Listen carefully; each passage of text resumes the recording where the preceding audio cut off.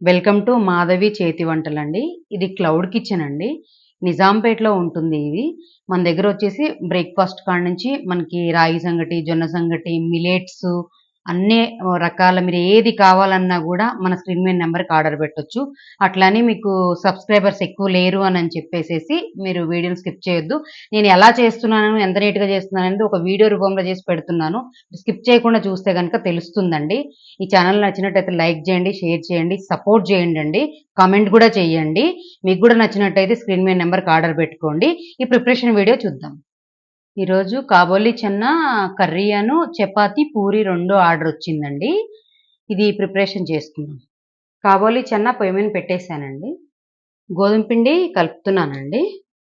పిండి కలుపుకోవడం అయిపోయిందండి. ఒక 1 అవర్ సేపు నానబెడతాను. ఆల్రెడీ జీలకర్ర వేసేసానండి. ఉల్లిపాయలు గూడా వేస్తున్నాను కర్రీ కోసం. టమాటా గ్రైండ్ చేసి వేస్తున్నానండి.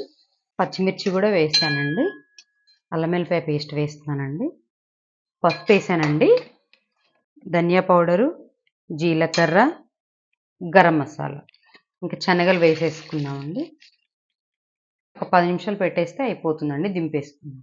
మన కర్రీ రెడీ అయిపోయిందండి. ఇంకా కొత్తిమీర వేసేసి దింపేద్దాం. చపాతీలు కాల్చేసుకుందామండి. పూరి వేసేస్తున్నానండి. ఎంత చక్కగా పొంగిందో చూడండి. ఇంకా పూరి అయిపోయిందండి. మనకు చపాతీ అయిపోయింది. ఇంకా అన్నీ చెయ్యాలి. ఇక్కడ పట్టదు ప్లేస్ కాబట్టి కొంచెం పెట్టి చూపిస్తున్నాను. ఇదొచ్చేసి మీకు శనగల కర్రీ అంటారు. చోలే భతూరే అంటారండి. ఈ వీడియో నచ్చినట్టయితే లైక్ చేయండి, షేర్ చేయండి, సపోర్ట్ చేయండి, సబ్స్క్రైబ్ చేసుకోండండి. మీకు ఎక్కువ సబ్స్క్రైబర్స్ లేరు అని చెప్పేసేసి మీరు ఇగ్నోర్ చేయొద్దండి. ఎందుకంటే ఆర్డర్స్ అయితే వస్తానే ఉన్నాయి. మన దగ్గర బెస్ట్ క్వాలిటీ ఉంటుంది. ఇది నిజాంపేటలో ఉంటుందండి. Thank you.